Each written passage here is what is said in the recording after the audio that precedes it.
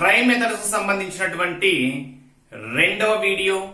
మొదటి వీడియోలో మనము గణిత శాస్త్ర స్వభావాలేంటి, వాటి యొక్క నిర్వచనాలు ఏంటో చూసాము.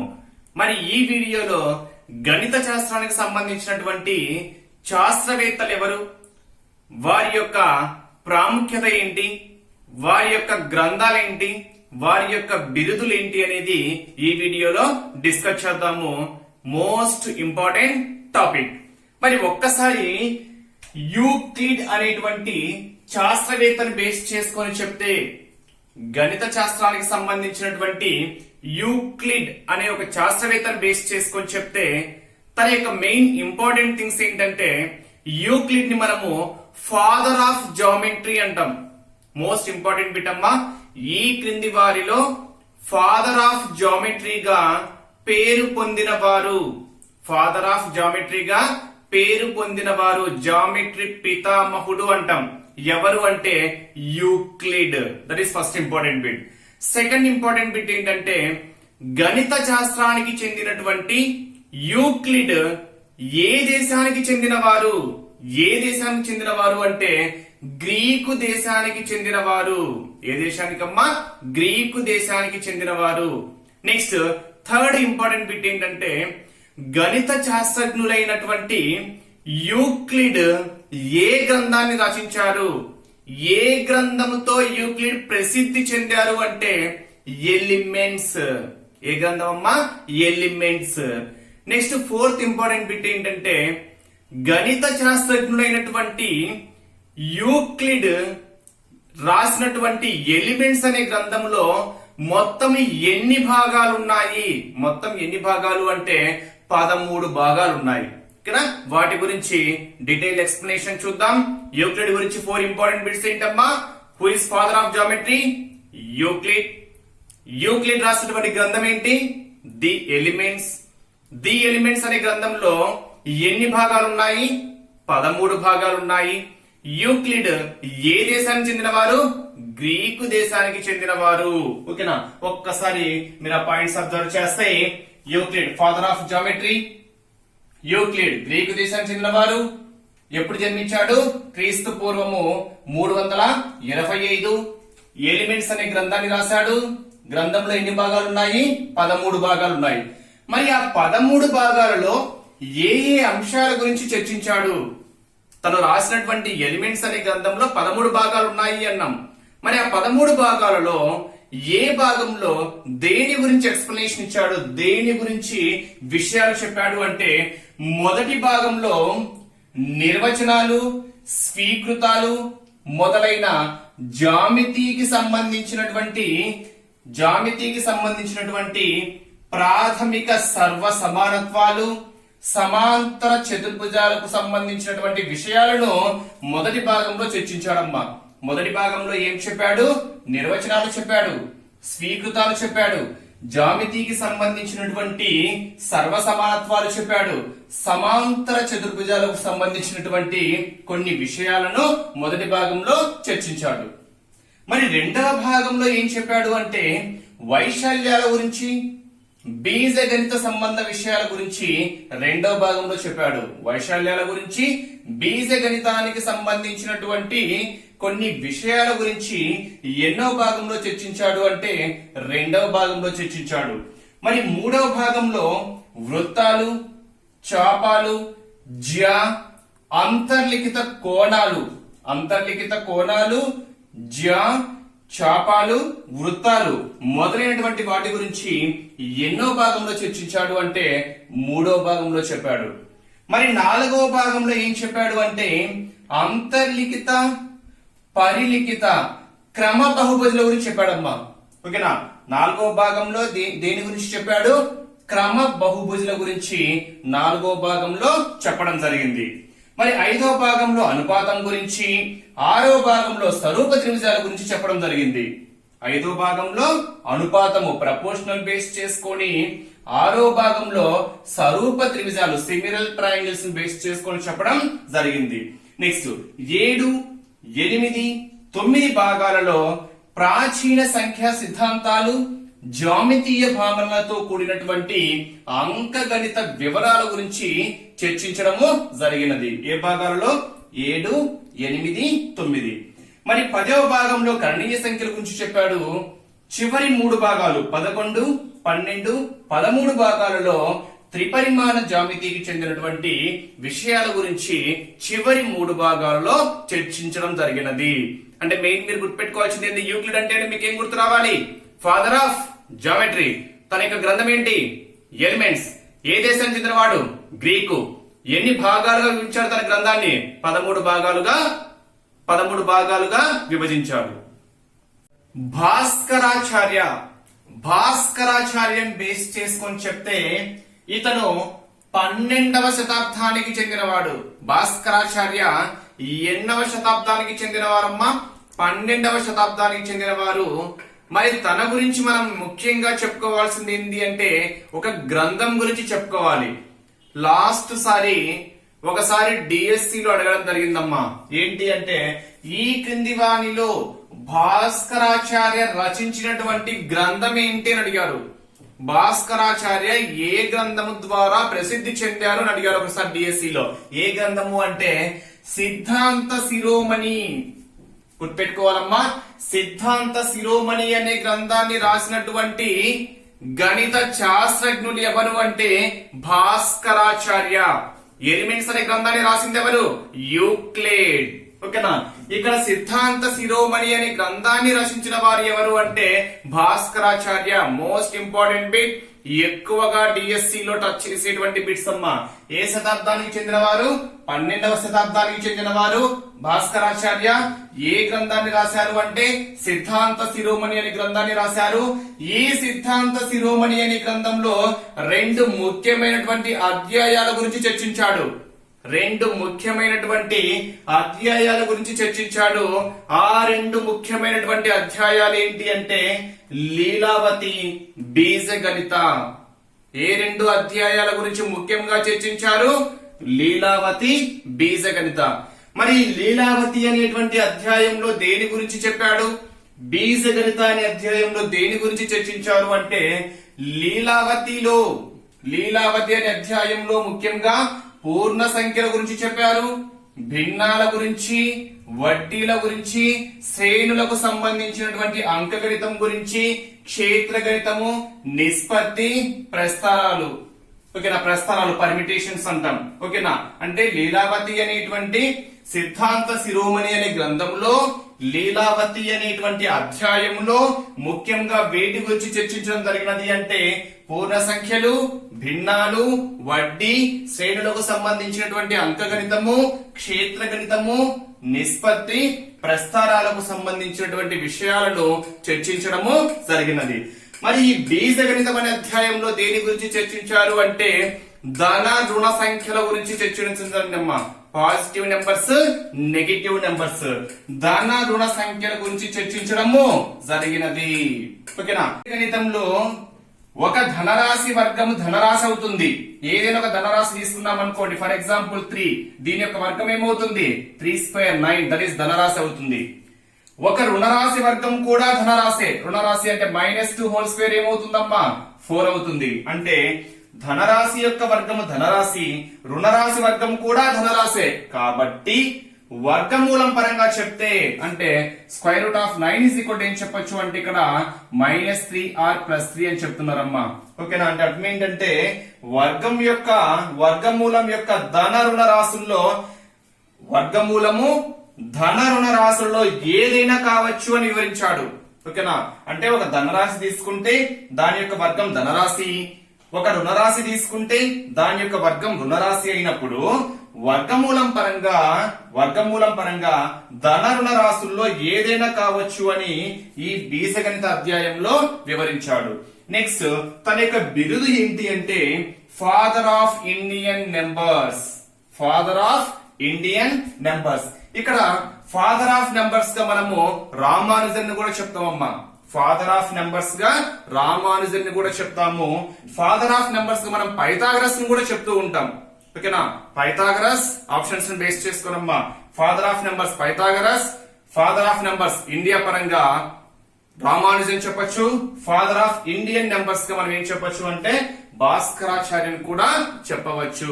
అంటే ఇక్కడ భాస్కరాచార్యని బేస్ చేసుకొని ఒక్కసారి ఇంపార్టెంట్ విషయం చూడండి. ఎన్నో శతాబ్దానికి చెందిన వారు? 12వ శతాబ్దానికి చెందిన వారు. ఏ గ్రంథం ద్వారా ప్రసిద్ధి చెందారు?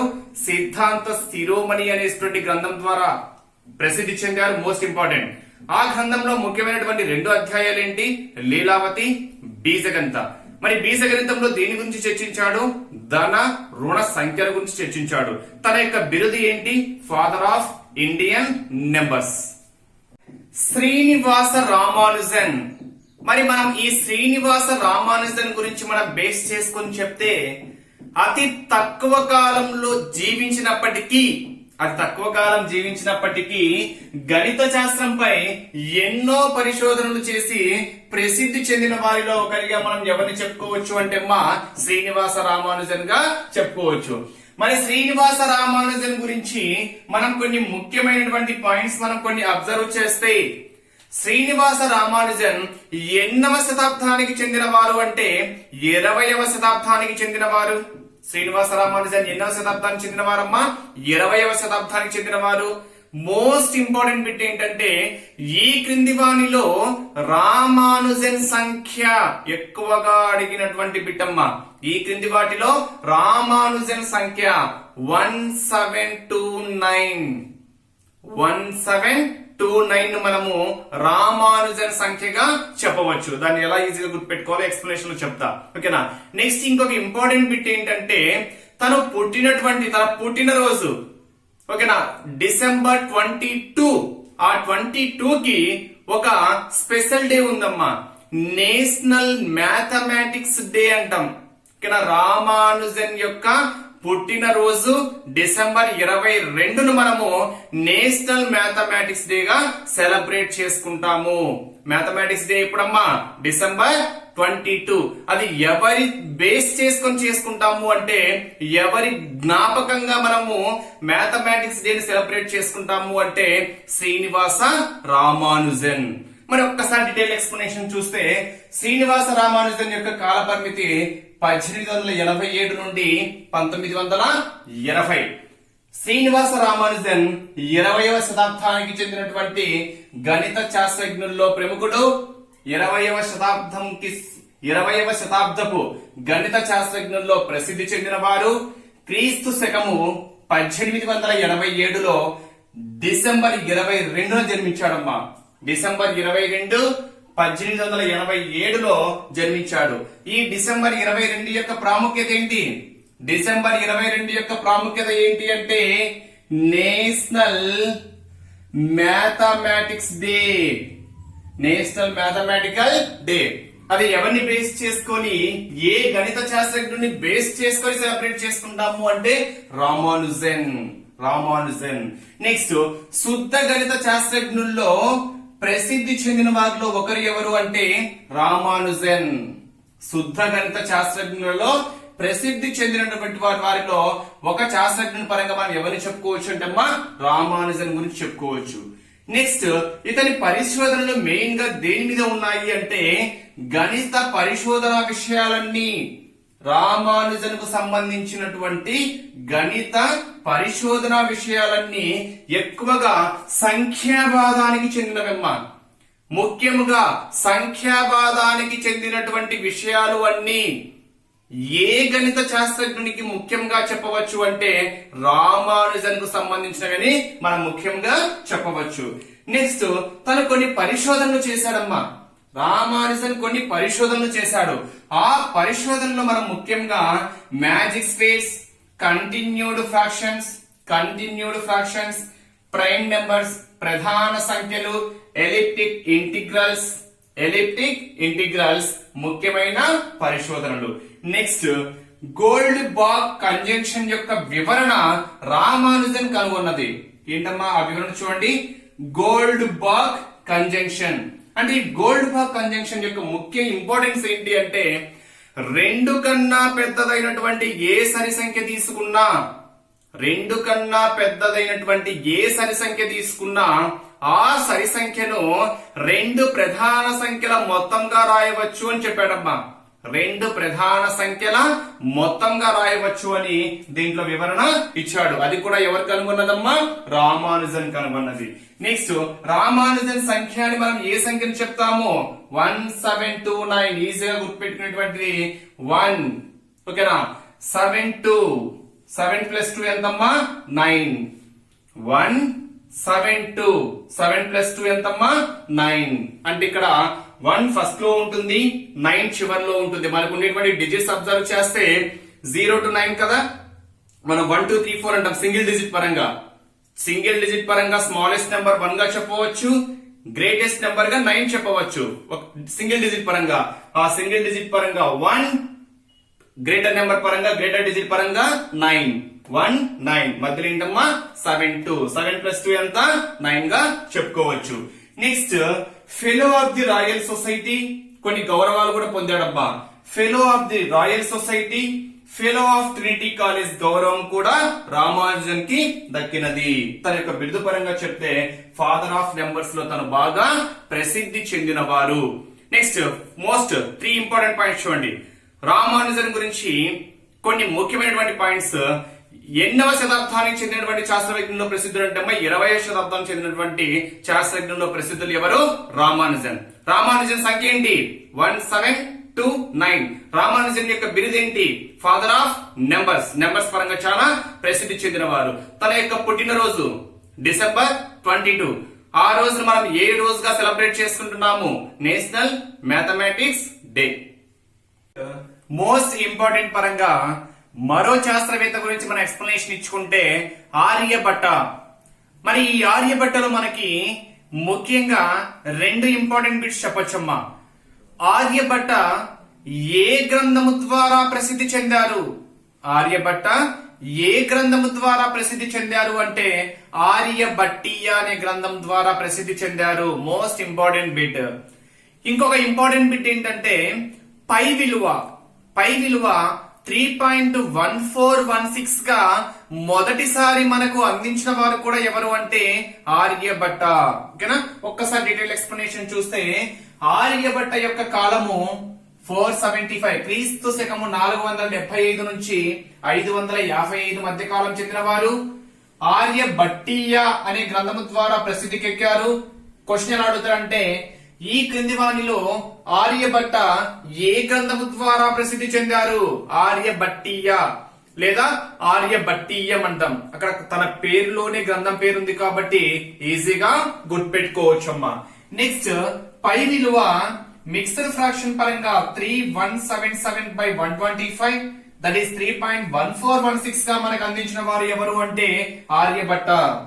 నెక్స్ట్ ఇంకొక ఇంపార్టెంట్ బిట్ ఏంటంటే భూమి గోళాకారంగా ఉంటుందని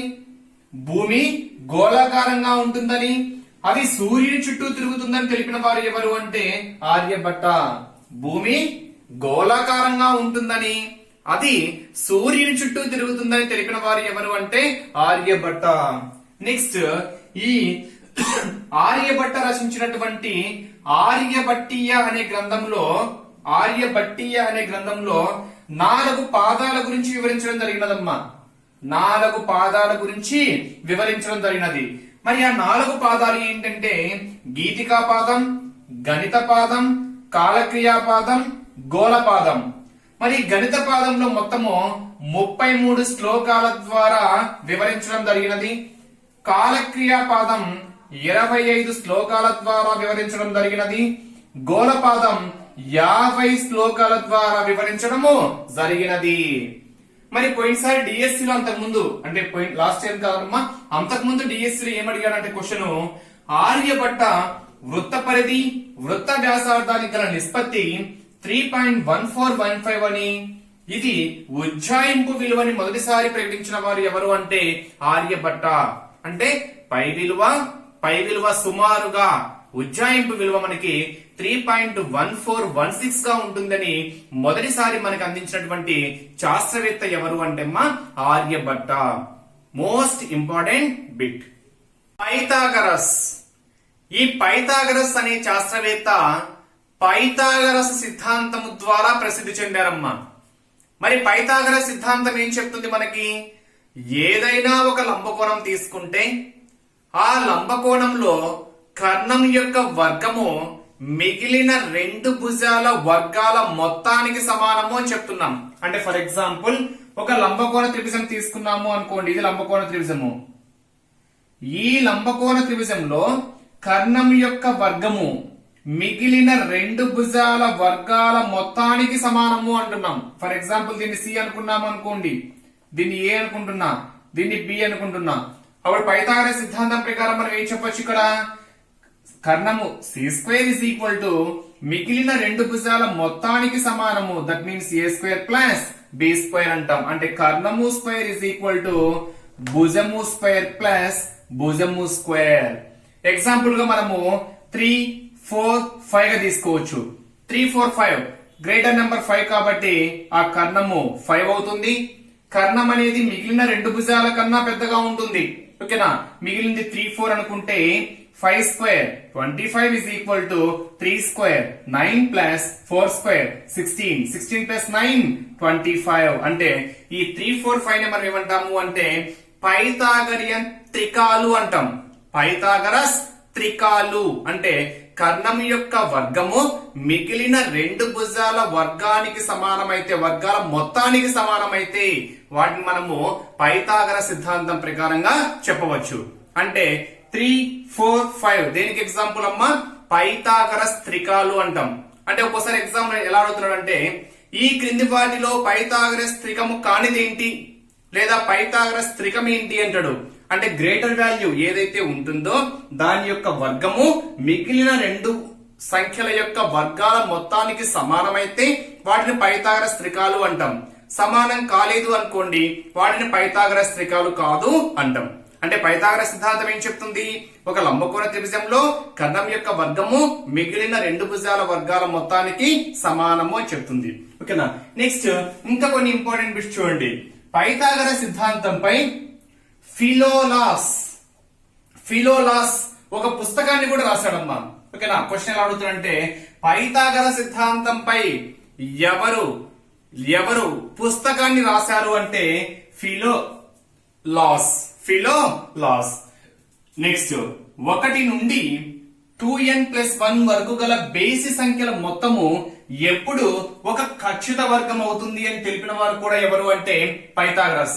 అందుకే ఇతని మనం ఏమంటాము అంటే ఫాదర్ ఆఫ్ నెంబర్స్ అంటాం. ఫాదర్ ఆఫ్ నెంబర్స్ అనే బిరుదు ఎవరికి కలదు అంటే పైథాగరస్ కూడా కలదమ్మా. పైథాగరస్ ఓకేనా, ఇంకా రామానుజన్ కొన్ని సైంటిస్ట్ పేరు గుర్తు పెట్టుకోవాలి. ఓకేనా, ఫాదర్ ఆఫ్ నెంబర్స్. ఓకేనా, ఎవరు పైథాగరస్ ను కూడా మనము చెప్పుకోవచ్చు. ఇక్కడ 1 నుండి 2n+1 గల సంఖ్యల బేస్ సంఖ్యల మొత్తం అర్థమైంది చూడండి. ఒక బేస్ సంఖ్య తీసుకుంటున్నా, ఒక బేస్ సంఖ్య దాని యొక్క మొత్తం ఎంత 1 అవుతుంది. మొదటి రెండు బేస్ సంఖ్యలు తీసుకుంటున్నా, మొదటి రెండు బేస్ సంఖ్యలు అంటే ఏంటి 1 1 3 1. మొదటి రెండు బేస్ సంఖ్యలు వాటి యొక్క మొత్తం ఏమవుతుంది 1+3 ఎంతమ్మా 4. మొదటి మూడు బేస్ సంఖ్యలు తీసుకుంటున్నా 1 3 5 మొత్తం ఎంత 4+5 9. ఇప్పుడు ఒకసారి చూడండి 1 ని 1 స్క్వేర్ రాసుకోవచ్చు, 4 ని 2 స్క్వేర్ రాసుకోవచ్చు, 9 ని 3 స్క్వేర్ రాసుకోవచ్చు. అంటే ఇక్కడ చూడండి 1 నుండి 2n+1 ఎన్ని నెంబర్స్ అయినా తీసుకోండి, బేసి సంఖ్యల మొత్తము ఆ బేసి సంఖ్యల యొక్క మొత్తం మనకి ఎప్పుడు ఏమవుతుందంటే ఒక ఖచ్చితమైన వర్గం అవుతుందని తెలిపిన వారు కూడా ఎవరు అంటే పైథాగరస్. నెక్స్ట్ n+1/2 రూపంలో ఉండే సంఖ్యలను త్రిభుజాకార సంఖ్యలు అంటాం. అంటే మీరు చూడండి ఫర్ ఎగ్జాంపుల్ n1 సబ్స్టిట్యూట్ చేసాం అనుకోండి 1 1+1 2 2 క్యాన్సిల్ అయితే 1 వచ్చేస్తుంది. అంటే నెక్స్ట్ n=2 తీసుకున్నాం అనుకోండి 2 2 క్యాన్సల్ 2+1 ఎంత 3. అంటే 3 ని మనం ఎలా ఇచ్చేయచ్చు అంటే ఒక త్రిభుజాకారంలో రాయొచ్చు. నెక్స్ట్ 3 తీసుకున్నాం అనుకోండి 3 3+1 4 4/2 2 1s 2 2s 2 3s 6 1 2 3 తీసుకుంటే ఇలా మనం ఒక త్రిభుజాకారంలో రాయొచ్చు. 4 తీసుకున్నాం అనుకోండి 4 4+1 5/2 4 2 1s 2 2s 2 5s 10. అంటే 1 2 3 4 5 6 7 8 9 10 త్రిభుజాకారం వచ్చాయి చూడండి. ఒక్కసారి అబ్జర్వ్ చేయండి. త్రిభుజాకారంలో ఉన్నాయి. అంటే ఇలా n+1/2 రూపంలో ఉండే సంఖ్యలను మనము త్రిభుజాకార సంఖ్యలు అంటాం. అంటే సబ్స్టిట్యూట్ 1 2 3 4 అలా తీసుకుంటే వాటిని మనం ఏ విధంగా ఫామ్ చేయొచ్చమ్మా? త్రిభుజాకారంలో ఫామ్ చేయొచ్చు. అందుకే n+1/2 రూపంలో ఉంటే ఆ సంఖ్యలు మనం ఏమంటాము? త్రిభుజాకార సంఖ్యలు అంటాం. నెక్స్ట్ ఇంకోటి కూడా చెప్పాడమ్మా, పూర్ణ సంఖ్యల గురించి కూడా ఎక్స్ప్లెనేషన్ ఇచ్చాడమ్మా. పూర్ణ సంఖ్యలు పర్ఫెక్ట్ నెంబర్స్ అంటాం. పూర్ణ సంఖ్యలు అంటే ఇక్కడ అర్థమైంది చూడండి. ఇక్కడ 6 ఎగ్జాంపుల్ శుద్ధ సంఖ్య అంటూ ఉంటాము. ఓకేనా? పర్ఫెక్ట్ నెంబర్ 28 496 ఇవన్నీ మనకి పరిపూర్ణ సంఖ్యలకు ఎగ్జాంపుల్ గా చెప్పవచ్చు.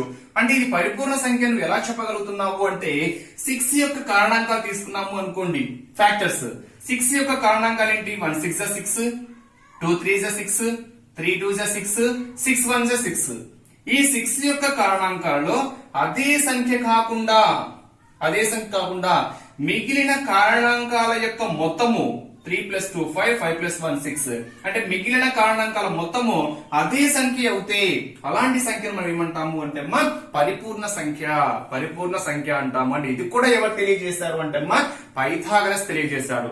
అంటే క్వశ్చన్ ఎలా ఉంటుందంటే, ఈ క్రింది వానిలో పైథాగరస్ గణిత శాస్త్రానికి చేసినటువంటి సేవలలో సరైనది ఏంటి అని అడుగుతాడు.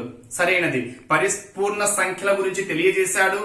n+1/2 రూపంలో ఉండేటువంటి సంఖ్యల్ని త్రిభుజాకార సంఖ్యలు అంటారని చెప్పాడు. నెక్స్ట్ 1+2n+ రూపంలో ఉండి ఓకేనా మొదటి n బేస్ సంఖ్యల యొక్క మొత్తము ఖచ్చితమైన వర్గ సంఖ్య అవుతుందని తెలియజేశాడు. ఆన్సర్ పైవన్నీ అంటాడు. సో ఆన్సర్ పైవన్నీ. దానితో పాటు పైథాగరస్ సిద్ధాంతం ఫేమస్ అయింది. కర్ణము స్క్వేర్ = భుజము స్క్వేర్ + భుజము స్క్వేర్. అది ఏ ఆకారంలో ఉండాలి? లంబకోణ త్రిభుజాకారం. లేదా ఒక త్రిభుజాన్ని తీసుకున్నాం అనుకోండి, ఒక చతురస్రాన్ని తీసుకుంటున్నా, స్క్వేర్ ని తీసుకుంటున్నా, ఇక్కడ డయాగ్నల్ కర్ణం తీసుకుంటున్నా. ఇక్కడ చూడండి లంబకోణము. ఈ లంబకోణం యొక్క వర్గము మిగిలిన రెండు భుజాల మొత్తానికి ఏమవుతుంది? సమానమవుతుంది. ఇది చతురస్రము అంటున్నాం కాబట్టి 4 భుజాలు ఎలా ఉండాలి? సమానంగా ఉండాలి. దీన్ని ఏ అనుకున్నాం అనుకోండి, అప్పుడు కర్ణము ఏమవుతుందంటే మనకి √2 × a.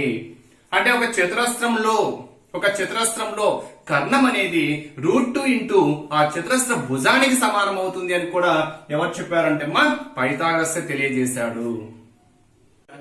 గణితం అనేది మనకి ఎక్కడ యూజ్ అవుతుంది?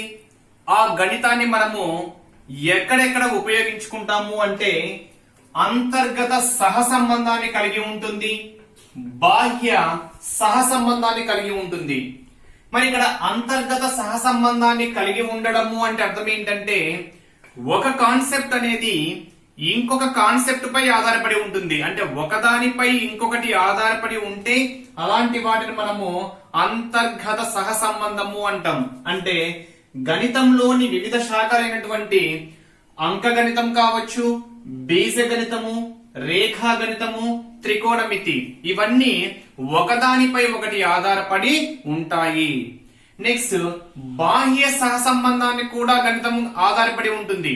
గణితం అనేది బాహ్య సహసంబంధాన్ని కూడా కలిగి ఉంటుంది. అంటే అర్థం ఏంటంటే గణితము వేరే శాస్త్రాలకు కూడా ఉపయోగపడుతుంది. అంటే ఈ విధంగా చూడండి, గణితం అనేది సాంఘిక శాస్త్రంలో కూడా ఉంటుంది.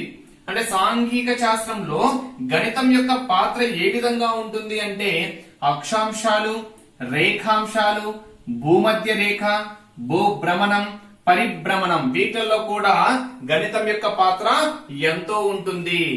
నెక్స్ట్ భౌతిక శాస్త్రంలో కూడా గణితం యొక్క ప్రాముఖ్యత ఉంటుంది.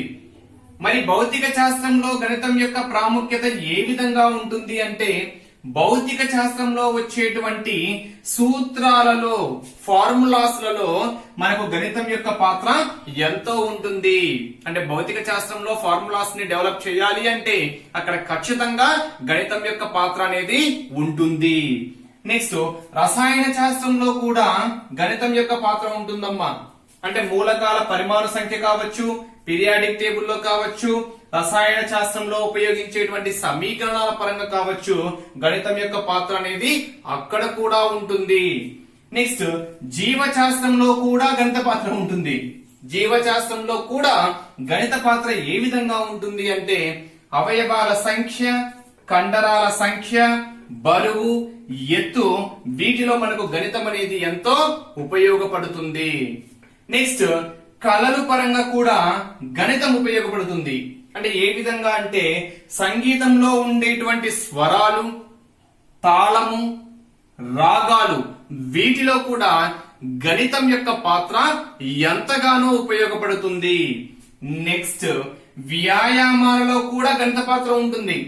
అంటే ఏ విధంగా అంటే మైదానంలో గీసేటువంటి కోర్టులు కావచ్చు, అంటే ఆడుకునేటువంటి ఆట స్థలాలలో గీసేటువంటి కోర్టులలో కూడా అంటే లెంత్ ఎంత ఉండాలి, బ్రెడ్త్ ఎంత ఉండాలి, వాటి యొక్క డయాగ్నల్స్ ఎలా ఉండాలి, వీటికి మనకు మ్యాథ్స్ ఎంతగానో ఉపయోగపడుతుంది. నెక్స్ట్ డ్రిల్ చేసేటప్పుడు నిల్చోబెట్టాలనుకున్నా కానీ వాళ్ళు ఏ యాంగిల్లో నిల్చోబెట్టాలి, ఎంత కోణంతో నిల్చోబెట్టాలి, ఏ వరుసలో నిల్చోబెట్టాలి, ఎలా నిల్చోబెట్టాలి అనేది అప్పుడు కూడా గణితం యొక్క ప్రాముఖ్యత అక్కడ ఎంతగానో ఉంటుంది. నెక్స్ట్ భాష పరంగా కూడా అంటే మాట్లాడేటువంటి భాషలో కొందరు గణిత శాస్త్రజ్ఞులు వారి యొక్క బిరుదులు మనం అబ్జర్వ్ చేస్తే మోస్ట్ ఇంపార్టెంట్ ఏంటంటే అమ్మా father of geometry, father of algebra, father of trigonometry. Most important పరంగా చెప్పొచ్చమ్మా. ఇక్కడ చూడండి, father of geometry, father of dimensions ఎవరు అంటే బిరుదు యూక్లిడ్ కి కలదు అన్నాం. అంటే ఫాదర్ ఆఫ్ జియోమెట్రీ అని ఎవరిని చెప్పగలము అంటే మనము యూక్లిడ్ ని చెప్తాం. నెక్స్ట్ స్పిరిట్ ఆఫ్ జియోమెట్రీ అని పాస్కల్ అంటాం.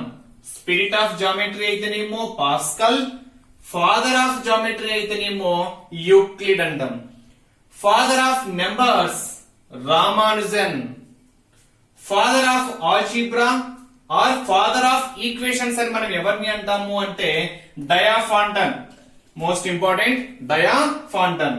Next father of Venn diagrams ని George Cantor, spirit of circles ని Archimedes, father of numbers Pythagoras, father of trigonometry అని ఎవరిని అంటాము అంటే Hipparchus. Most important father of trigonometry హిప్పారికస్.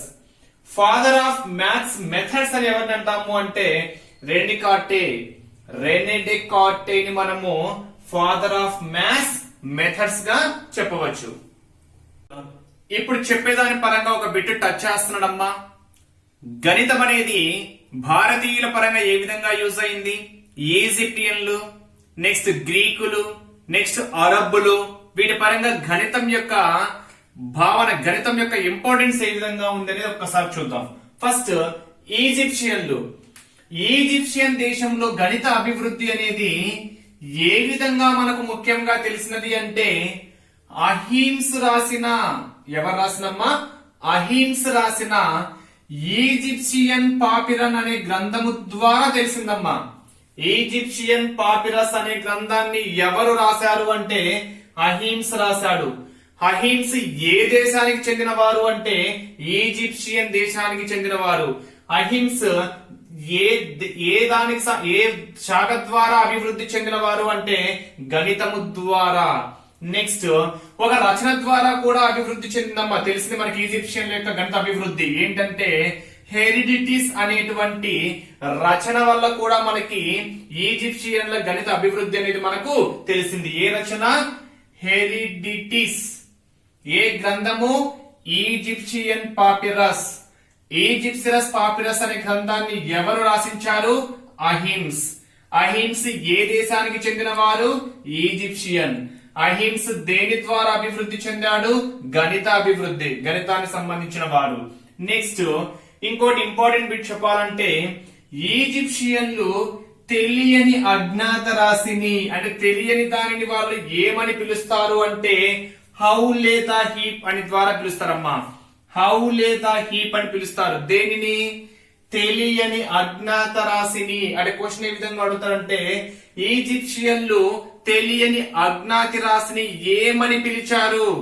How లేదా హీప్ అని పిలిచారు. ఓకేనా. నెక్స్ట్ మొదటి వారిని చూడండి. సంఖ్యలకు గుర్తులను సూచించిన మొదటి వారు. Most important. సంఖ్యలకు గుర్తులను సూచించినటువంటి మొదటి వారు ఎవరు అంటే ఈజిప్షియన్లు. ఇప్పుడు చెప్పేది మోస్ట్ ఇంపార్టెంట్ అమ్మా.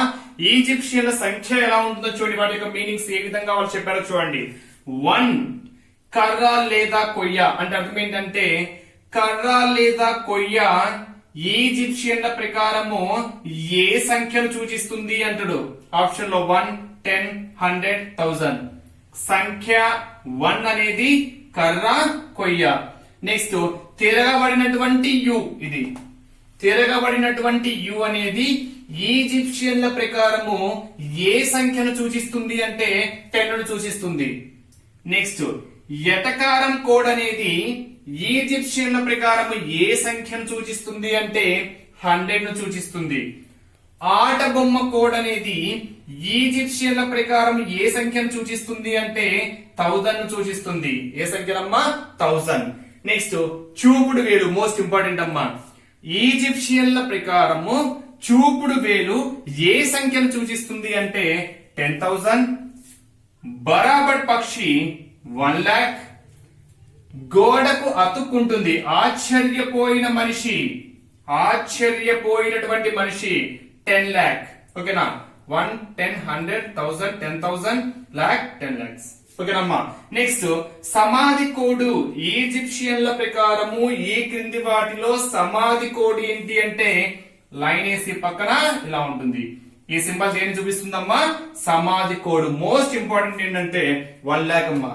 ఓకేనా? ఈజిప్షియన్ల ప్రకారము 1 లక్ష అన్నది దేనికి సంబంధించినది ఏది అంటే బరాబర్ పక్షి. 10,000 అయితే చూపుడు వేలు.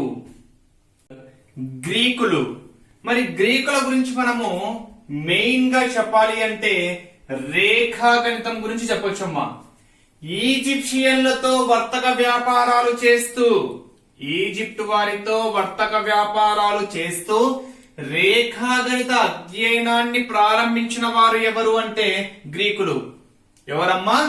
గ్రీకులు అని చెప్పొచ్చు. ఓకేనా? నెక్స్ట్ ఈజిప్షియన్ల భావనలను గ్రీకులను ప్రేరేపించాయి అంటే ఇక్కడ క్వశ్చన్ ఏ విధంగా అడుగుతారంటే ఈజిప్షియన్ల భావనలు ఎవరిని ఎక్కువగా ప్రేరేపించాయి అంటే ఎవరికి ఎక్కువగా ప్రేరేపించాయి అంటే గ్రీకులకమ్మా. అంటే ఈజిప్షియన్లటువంటి భావనలు గ్రీకులను బాగా ప్రేరేపించాయి. ఓకేనా? ఎవరిని ప్రేరేపించాయి? గ్రీకులను. ఇంపార్టెంట్ బిట్ అడగడానికి ఛాన్స్ ఉంది. నెక్స్ట్ ఇది ఒక ఇంపార్టెంట్ బిట్ అమ్మా. గ్రీకులు హేతువాద శక్తి గొప్పదని నమ్ముతారు. ఓకేనా? గ్రీకులు దేనిని ఎక్కువగా నమ్మారు? దేనిని ఎక్కువగా నమ్మారు? ఏది గొప్పదని నమ్మారు అంటే హితవాద శక్తి, హేతువాద శక్తి అంటే హేతువాద శక్తిని గొప్పదని నమ్మారమ్మా. ఎవరు? గ్రీకులు. లేదా క్వశ్చన్ ఇంకో విధంగా అడగచ్చు, హేతువాద శక్తి గొప్పదని నమ్మిన వారు ఎవరు? హేతువాద శక్తి గొప్పదని నమ్మిన వారు ఎవరు? ఈజిప్షియన్లు, గ్రీకులు, ఫ్రెంచులు, అరబ్బులు. సో ఆన్సర్ గ్రీకులు.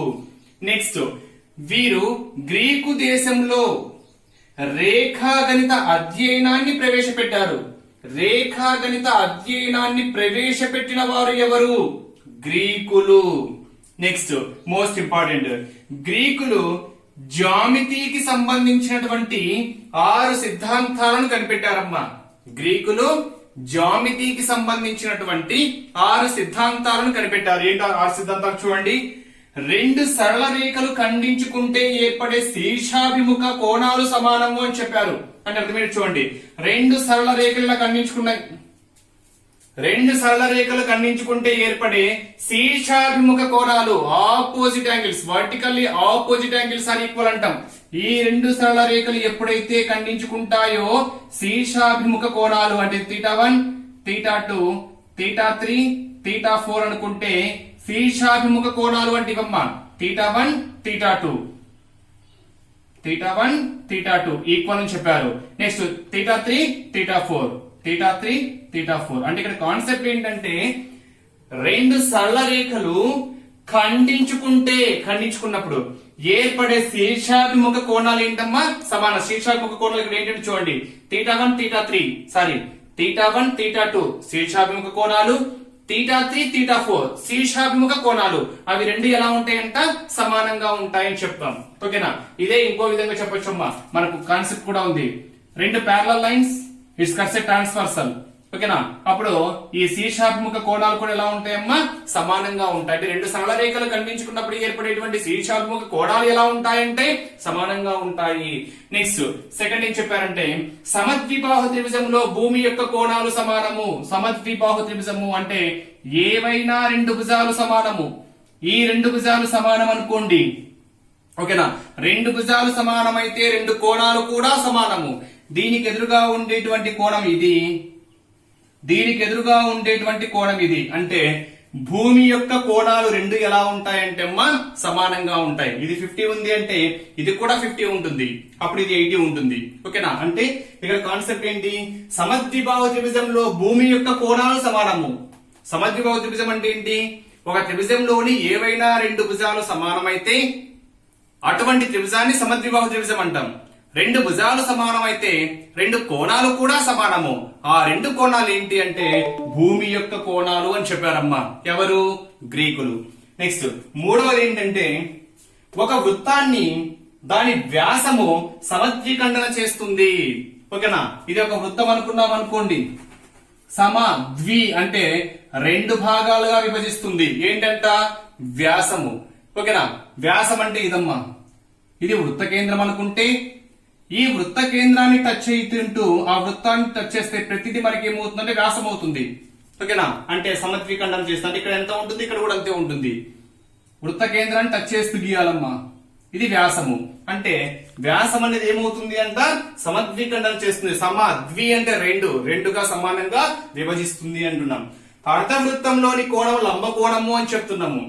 అంటే అర్ధవృత్తము తీసుకుంటే ఆ అర్ధవృత్తం యొక్క కోణం ఎంత ఉంటుంది అంటే మనకి లంబ కోణము 90 డిగ్రీస్ అని చెప్తున్నారు. నెక్స్ట్ త్రిభుజంలోని కోణాల మొత్తం రెండు లంబ కోణాలు అని చెప్పారమ్మా.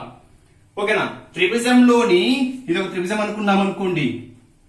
ఓకేనా, ఈ త్రిభుజంలోని మూడు కోణాల మొత్తం ఎంత అంటే 180 డిగ్రీస్. త్రిభుజంలోని మూడు కోణాల మొత్తం ఎంత అంటే 180 డిగ్రీస్. లంబ కోణము అంటే 90 డిగ్రీస్. అలాంటి లంబ కోణాలు ఎన్ని ఉండాలి, రెండు ఉండాలి. అంటే రెండు లంబ కోణాలు 90 + 90 180 కాబట్టి త్రిభుజంలోని కోణాల మొత్తము ఎన్ని లంబ కోణాలకు సమానం అంటే రెండు లంబ కోణాలకు సమానం అని చెప్పారు. నెక్స్ట్ త్రిభుజానికి సంబంధించినటువంటి సర్వ సమానాల కాన్సెప్ట్స్ ను కూడా ఎవరు చెప్పారు అంటే గ్రీకులు.